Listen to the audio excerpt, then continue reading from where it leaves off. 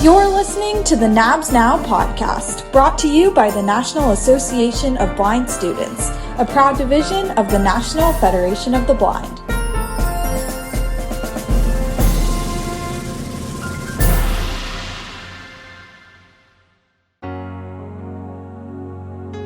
Welcome to the NABS Now podcast. With colder months ahead, blind students around the country, particularly ones impacted by colder temperatures, ice, sleet, or snow, might be wondering, how am I going to get to classes tomorrow? Or what are some adaptive techniques to overcome those obstacles and barriers? So we wanted to spotlight an individual that continues to make a difference in people's lives.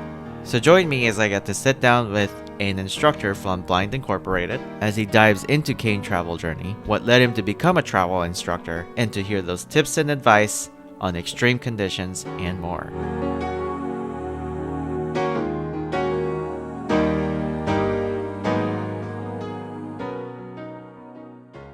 From the NABS Now studio, joining me is a phenomenal traveler, highly knowledgeable individual. I'm really excited to spend some time on this podcast as we approach those frigid, colder months to learn a little bit about travel and what you all as blind students will gain some knowledge and experience as well. So I'll have this individual introduce himself and then we'll kind of just talk here. Hello, Napsters. My name is Yadiel Sotomayor. I am originally from Puerto Rico. I am currently the lead home management instructor at Blindness Learning in New Dimensions. But most importantly, I am also a certified cane travel instructor. I worked for the state of Utah as a cane travel instructor, and I am what they call in the business an NOMCT, or a National Orientation and Mobility Certified Trainer. So that means I can train cane travel instructors as well. So I have a vast amount of experience in all areas of travel. Very good. We're happy to have you on the NABS Now podcast as well. Yadiel and I actually were talking on a side note about how our names are very unique and we're just like learning to say each other's names. So that's been quite delightful. But on this podcast, as I've said earlier, we're talking kind of travel. Do you want to share your path into travel and what got you really intrigued into being able to teach other blind people how to travel? Absolutely. So it all started back in 2008 or so. I was born legally blind, and it wasn't until 2008 that my sight was just going really, really bad. And I was just in a very, very dark place. And so I was just absolutely desperate and made some really dumb decisions. And that's summer, just before I was going to start college, I had the opportunity to meet the National Federation of the Blind. And I met something that I thought I've never seen before. And that was blind people traveling independently. You know, that's something that you don't see a lot in Puerto Rico. And that's something that is still to this day seen as radical or just unusual. And it's something that is very much a thing in the NFB. So I became a member just because of that, just because I saw other blind individuals traveling. And it got me a thirst for going out there, then going to the National Convention in 2010. It's kind of funny to think back at that time because it was at a national convention that my sight fully went away. I was walking down the hall when I lost all of my sight just out of nowhere. Just gone. And wow. Just gone. No just way. Gone. Yeah. And that's crazy. Yeah. And I panicked, but being in a hotel full of other blind individuals, 3,000 or so, that were going everywhere, doing everything they can, it prevented me from going into a panic attack and prevented me from doing something dumb and reckless. Now, were you a cane user at this time? I was a cane user. I didn't know how to use it properly. I was pretty much self-taught because until this point, I had quite a bit of sight, and teachers in Puerto Rico were not. They said that I had enough sight that they didn't want to teach me cane travel, which makes absolutely no sense. So the rudimentary cane travel skills I had were pretty much self-taught. And one of the things that I wanted to do as I got into the organization was I wanted to get proper training because I saw everybody being absolute perfect travelers, or at least I thought they were perfect travelers, and I wanted to be just like them. So as time went on, I went into rehab. Rehab said no. I talked to a bunch of people and they said no. But eventually, I managed to get in and get paid to go to the Louisiana Center for the Blind, and that's when my passion for travel ignited. Seeing the power that cane travel was giving everybody, that the ability to move around, the ability to just go wherever you want it, whenever you want it. It was just phenomenal, and it just Mhm. ignited a passion in me that to this day has not gone away. And so that's pretty much kind of a short abridged version of how I ended Wow. up teaching cane travel in specifically and in the blindness field in general. That's incredible. I know, Jadiel, we're talking about kind of the perceptions of our home country, and I would very much empathize with you by saying that even when I had a little bit more vision than I did, either I was taught to walk without a cane, or again, which reduces confidence and autonomy, or that I would have to be with a sighted person to be able to independently travel anywhere. So I like that the misconception continues to exist. Things that may have gotten better by now, but I think in a lot of respect, in many ways, I feel like we still continue to face those barriers outside of the country that we are in America. Like blind people should not be traveling independently. So I like how that was almost like empowering for you. Yes, and I ever since I became a cane travel instructor, I've had the opportunity to teach travel in two other countries. I've been to, well, specifically Guadalajara, Mexico, and Santo Domingo, Dominican Republic. The perception that blind individuals cannot travel by themselves is very prevalent, and it's something that It's very I unfortunate. I wish I wish I had the time to do a study of some sort, figure out where it all stems from, and do a sociological study on it because it's something that it's so prevalent Right. worldwide that there has to be a reason behind it, like a sociological or cultural reason behind it. And I wish and I want to know why, see if we can tackle the root of the problem. But Hmm. alas, I don't have time for that. That's pretty incredible. I was thinking the same thing. I wonder if it's like, well, you can see what's ahead of you kind of thing, right? I was Yeah. thinking about the roots of that too. It's like, well, if you don't see what's ahead of you, how are you supposed to maneuver the world around you? But obviously, we have these alternate techniques and adaptive Hmm. ways to overcome those barriers. So that's great. Thanks for sharing. Obviously, you are the travel buff here. Although I do strongly believe that blind people should be able to leave their living space and then should be able to maneuver themselves independently around the world. Orientation of ability is something that I significantly feel is highly important because I haven't again had the opportunity. So this is great that we get to have this conversation here. What would you say have been the biggest struggles and obstacles as you navigated through those to become a travel instructor, a blind travel instructor, particularly in the sighted community? I think for me, the biggest struggles have been not regarding my skills as a Mm, traveler, but the abilities, the perception of trying to keep my students safe. I had the opportunity, and let me preface this by saying that the individual I'm going to talk about, mm, she I am not blaming her in the least, and she mm, was absolutely fantastic to work with. When she and I started working together, she had the perception that it was going to be very difficult to keep my students safe, but it was mainly because she didn't know how would a blind cane travel instructor would do that. right. At this point, however, she was working with another cane travel instructor for about 2 years now, and she was also blind.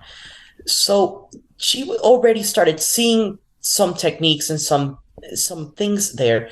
And by the time I finished working in Utah, she was a believer in blind cane travel instructors.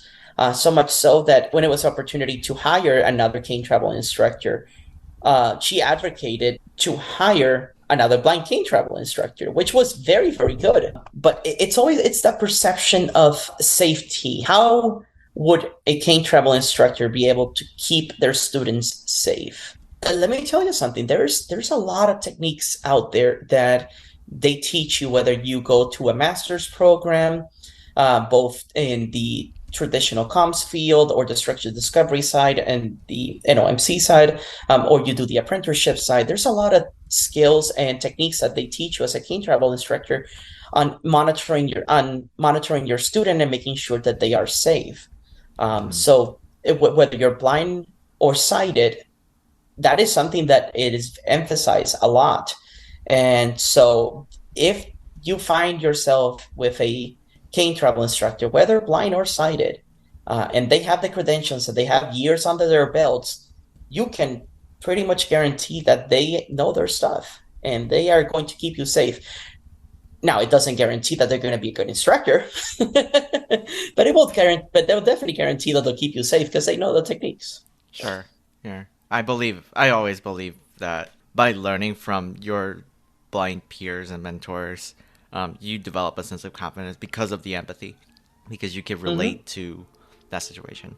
So you obviously have a reputation, it seems like, for being one of the most like the ultra traveler almost. You have this sense of reputation, whether it's through Blind Ink or for elsewhere, that you're like the god of the travel, god of travel in town. So tell us some of the harshest environments that you have traveled. So I don't know if I would call myself like a god of travel, not even close. I But just thought that I was have, funny. yeah, no, it is funny. I've heard a couple of my students say that, and I'm like, oh, please. I know many cane And travel I would own instructors that it. are. That's great. It's like I think Roland Allen will have something to say about that. But anyways, so some of the harshest climates I would say that I've had the opportunity to travel have been hail, a blizzard, severe rainstorms, and blizzards Mhm. conditions. Most of these have been with students, but all of these it, have been in quite lengthy travel situations. Whether it was because it was lengthy or it ended up becoming lengthy because of the weather condition. Mhm. Wow. Wow. And then did you make it through it? Okay. Yeah, yeah. That's great. That's great. If not, I don't think I'll be talking to you right now. That's true. I'm glad you're able to be here. On that note, what would you say are some safety considerations when you're traveling in those harsh environments? Like, what are some things that you would say, like, this is something that I would suggest that my students do? So, first of all, a lot of people say that travel instructor are masochistic because we send our students out, we get a perverse pleasure on getting our students out into these types of weather conditions. We don't. Hmm. We want our students to get the experience of getting into these types of situations in a somewhat safe environment, aka with us around, because at the end of the day, there's going to be a time and a place where you're going to find yourself Hmm. in that situation with no one around. And we want to make sure that you can find a way that you can get out of that situation in a safe and successful manner. Let's take it from the top. Rain, which is probably the condition that almost everybody is going to encounter the most frequent. When it comes to rain, I would say that first of all, a raincoat is going to be your best friend. Umbrellas are great; they will cover you better. But umbrellas, especially for those people that wear hearing aids, will create a feedback loop. And it's people who don't wear hearing aids, it will still create kind of a feedback loop And you where it says will create a feedback loop co in a sonic in way, like to your in a ears. sonic way, Yeah. correct? Yeah, in your ears, where the sound is going to be very, very distorted, and it's going to be very, very difficult for you to localize sound. And when you're navigating in the rain, it's already going to be very difficult to localize sound. So looking at a raincoat, well, yeah, the hood of the raincoat, it will muffle your sound. It's not going to create that feedback loop, that cone of noise. So it's going to be slightly easier. Plus, if you're wearing hearing aids or some sort of hearing aid, is hearing amplification or whatever the case may be, you can just pull up the hood kind of over your ear a little bit, and cover the equipment and not have to cover your whole head, so that way you can navigate safely and not damage the equipment. The the other thing is, to note is, with rain, everything sounds louder. Everything sounds louder, and everything sounds closer than it actually is. So, for example, if you are navigating alongside a road, all the cars are gonna sound way, way closer than they actually are, just because of how the rain is interacting with the car and the sound of the water and everything. So one thing that I recommend my students to do, and we're going to get into a little bit of travel terminology here, but is to switch their cane technique to more of a constant contact type of grip, aka basically dragging their cane along the ground instead of the 2-point touch or the tap and slide. Just because that way they can make sure to get out a lot of tactile information. But again, I say that, I recommend my students to do that. Some of them do, some of them don't, and that's fine. Whatever works for them. But at the end of the day, it's just take it easy. Be prepared for things to take a little bit longer, and just know that everything is going to sound way louder than it actually is. And because of everything is going to be louder than it actually is, you really want to make sure that you're paying attention to your environment. And for the love of whatever deity you believe in, don't be wearing AirPods in the rain, because you're not going to be able to hear anything. Then in the snow, or especially after a recent snowfall, it is the complete opposite. In the snow, you get the problem of everything is quiet. Everything is muffled. That means that you are not going to be able to hear a car coming until it's almost in front of you. Keeping, even though it's going to be very, very annoying, especially if it's fairly cold, making sure that your ears are wide open is very, very, very important. If you live in a place that has a lot of snow, what I recommend is getting one of those hats.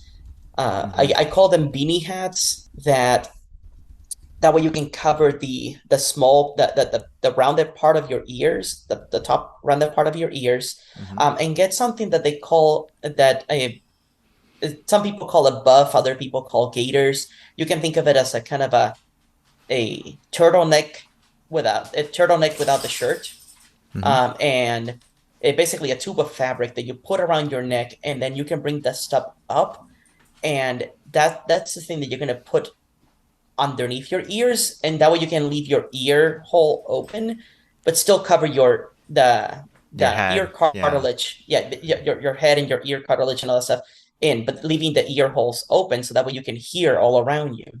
That's pretty intuitive. Yep, and in fact, that's what I do. That's what I personally use here in Minnesota. Then one of the things is, in the snow, you cannot hurry up in the snow. Gosh. Because everything is because everything is so muffled, everything is so quiet. You really need to take your time and pay attention to everything going on around you. Everything underneath your feet, everything underneath your cane, everything is going to be just all packed in with snow, and so it's going to take you much, much longer. I always tell my students, if you have an appointment in an hour, you want to give yourself at least an hour and a half to get there. Yep. Because it's going to take you that long. And if there's a transit involved, public transit involved, I was, I think, mentioning to you earlier, if you want to even be more diligent with transit schedule, because those vehicles could be also running behind. Exactly. And in a big city like Minneapolis here, they're slightly better at dealing with snow than if you live in a smaller city, but I wouldn't count on it either, because again, it will probably depend on your neighborhood or where you're going. So give yourself plenty of time in the snow. Yeah, Um, typically when we get hit with the snow, it's generally speaking it is okay, but when we had a large snowstorm, or even our light rail trains would get delayed because the overhead power line is frozen, so the trains can't operate yep, at full speeds. exactly. Yep, yep. Yep. Um, then in the but the snow is it's very, very easy to navigate around. It's just you're just gonna have to take your time. But Right. outside of that, it's fairly easy. The part that took me the part that's taking me the longest to get used to has been navigating on ice. Yes. And navigating on ice is very, very tricky, and especially if you live in northern states like Chicago, Illinois, Minnesota, Montana, all those northern states, Missouri. it's Sometimes we it's get hit with yeah, ice. Yeah. yeah. It's terrible. And so one of the tools that and I have to give full credit to my now boss, Jennifer Kennedy, for introducing me to these when she was a cane travel instructor. She swore by them. There are these things called yak tracks, and they Yes. are these. You can think of it as insert. I almost think of spikes. So when I ran cross Yeah, country, yeah, I had almost to like wear spikes because you have to yeah, almost grab traction to the ground. yes, almost like spikes for your shoes, except they're more almost like coils because they're meant more for like city travel. Hmm. And they are fantastic for if you live in northern climates. And we just had a bunch of students here at Blind Incorporated that came from southern states, and I didn't give them a choice. I was like, you guys have no experience with the snow. You're buying these, Yep. and Yep. Hands if you're down. not buying these, I'm buying them for you. That's very kind of you. I mean, you kind of have to have it, right? Yeah, yeah. Because Yeah. I mean, I've gotten to the point where I don't need them every time unless it's like unless the whole sidewalk is like covered in ice. Right. But man, And when I sometimes you might was have an ice coated snow. You might have a snow on top, yeah, like on top of a frozen sheet of ice because it froze. The melting snow froze overnight or something like that. yeah, yep. Yeah. And so those things are just your lifesaver. One other thing that I recommend, and again, it also depends on where you live. I don't recommend this to do to everybody, but it will if you don't cannot afford a yak tracks or your yak tracks broke, is being walking on the not on the sidewalk, but walking on where the grass normally is in this, but and then shorelining the sidewalk because that part it melts slower than the actual sidewalk, and so you get a little bit more traction there. So there's a lot less ice. Depending on the snow accumulation, that might be impossible. I know in Minneapolis sometimes that area can get like 2, 3 feet high, and I don't recommend it. Your feet starts to slip inside of it. Yeah, yeah, Right, yeah, because usually yeah. also they seem to plow right onto the side of the streets as well. So Yep, yep, exactly. yeah, So, but if it's early in the season, then yeah, give it a shot. But it's not something I recommend all the time. It is always an adventure in winter, especially in the northern yeah, states. sounds like it. Every year also Um, it changes. yes, It changes the every year. other the yeah, that's the other thing is like each day, each week, that sidewalk it's gonna be completely different. Because sometimes they may salt it differently, or they may, the homeowner may put a little bit of salt and leave this giant ice patch. So just be careful. Let your cane guide you. If you have a dog guide, I'm unfortunately don't have a lot of experience using dog guides. I'm a Um, guide dog user, so we could have oh a whole discussion about that later. yeah, yeah. Yeah. I definitely will refer to your expertise then, because I that is something I wish I knew more. I'll be honest with you. But let your tool trust in your tool, Right. and get the information that you need from your tool. I like I that. just put it that way. Just more tools in the toolbox, always better, right? And then take Hmm. caution. Yep. If you live in the southwest of the US or in the Great Plains and you get a lot of windstorms, one thing I will suggest is get yourself one of those skull caps or beanie hats. Can partially cover your ears because it's gonna make hearing better. I had one of those in Utah. It worked fantastic, especially when you get those, 30, 40 mile wind, constant winds all day. Get in terms of hailstorms, honestly, the best thing you can do is if it starts falling hail, find shelter. Just find shelter as quickly as possible. Get out of there. Hail is not fun. It hurts. Sounds Um, pretty painful. yes, it does.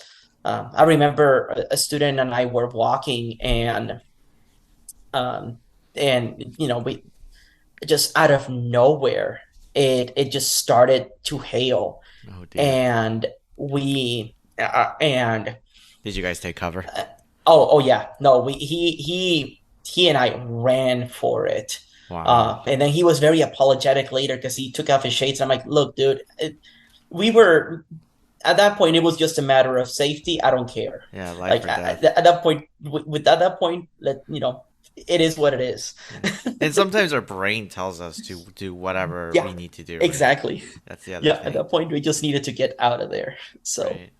So I like that a lot. No, that's yeah. great. No, thanks for sharing. Hmm. My other point comes is a little bit more specific about your field of expertise, which is different cane techniques, cane travel Hmm. techniques. Perhaps the unique cane techniques. You don't have to share all of them, but maybe a few examples of some of the cane techniques that you would suggest for specific situations.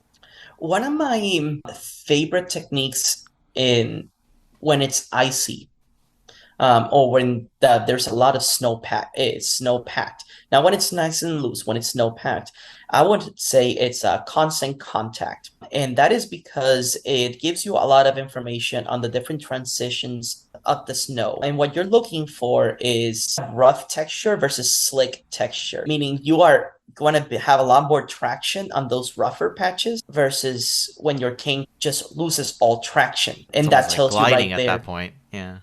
Yep. And that tells you that there's a big ice patch there. It's not going to catch all the ice patches. I learned that from experience, but it's going to catch a good 90 some percent of them very, very easily. In terms of the navigating through, especially freshly fallen snow, I am a big fan of, especially if you use a cane as in recommended between the shoulder and the nose, recommended size. I recommend my students to switch to a pencil grip and hold it really high, meaning holding the cane kind of low and holding it very close to your body. That way, you are able to kind of push the snow aside as you're walking. You have almost You're like not a gonna have plow a in front of you. Yeah, yep. That way, you're not gonna have as much reach, so you're gonna be moving a little bit slower, but you're gonna be able to find that the sidewalk a lot easier. Yeah. Because when it's freshly fallen snow, if you try to push the cane in, it's just gonna be shoved in there, and then you're gonna have a hard time pulling it out. In terms of other techniques, especially if in the winter, when everything just kind of feels all the same, pay attention to a lot of those very basic, and I love going back to the basics on the texture change between streets versus driveways and crowning and slants. There you go. Slants towards the street. Those are things that are going to kind of give you ideas if you're getting close to a street, if you're getting close to finishing crossing your street, if you're walking onto the street accidentally. Taking a sidewalk, for example, I mentioned earlier that a sidewalk usually is going to have the snow is going to melt faster. That can work to your advantage because the snow is going to be much lower than the grassy areas on the sides. So while it might be covered in snow, you are still going to be able to kind of follow the sidewalk fairly easily by just feeling those snow barriers on each side of the sidewalk. If you're having a hard time kind of going through the the area. Hey, there's one thing I'd like to kind of close this episode off with, which is in an advice piece. I like to do this with a lot of my episodes, which is to give you guys a time to share. This is particularly for our developing travelers. What are some of your advice? What are some things that our developing travelers or students who are continuing to develop their travel skills can do in their scope? I would say, look, even if it's just going around the building or going around your college dorm, whether it is taking a left off of your classroom instead of a right, or deviating a little bit out of the normal route that you take out of your house, out of your dorm, whatever the case may be, even if it's just a little bit, that little bit helps a ton because it helps you build your confidence. It helps you build your skills because at that point you're not working on automatic. You kind of have to think about it a little bit and put those points together. So even if it's just a little bit, deviate from that path. Like Robert Frost said, once in a while, take that path less traveled by, and you'll be surprised on what you're gonna find. And I would also add by saying that maybe if there's a construction along your normal route, if by having more routes and all those alternative techniques, then you know how to get from point A to B in a different way. So you are not just stuck trying to find help or seek out help from folks who are sighted. You can problem solve. Yeah, you can absolutely problem solve. And Absolutely. Although, let me tell you, construction areas, those are one of my favorite areas to travel in. Oh dear. Oh no. Okay. Listeners have been warned. Construction areas are fun. Yes. Well, Jadiel, I really had a lot of fun kind of hearing through your experiences, and I think our listeners did as well. So thank you for coming. And are there anything else you want to kind of finish off with, kind of your sign off? Keep exploring. Your cane. Yeah, keep exploring. Take your cane, take your dog, go out there, explore, have fun. The world is much bigger than you think it is. It's a lot more interesting. I love that. I love that. Thank you to our special guest, Yadiel Sotomayor. This episode was created and produced by Seyoon, Choi, and Kinshuk Tella of the National Association of Blind Students Content Creation Committee. Visit us on the web at www.nabslink.org or find us on social media as the National Association of Blind Students, a division of the National Federation of the Blind. Thank you for listening.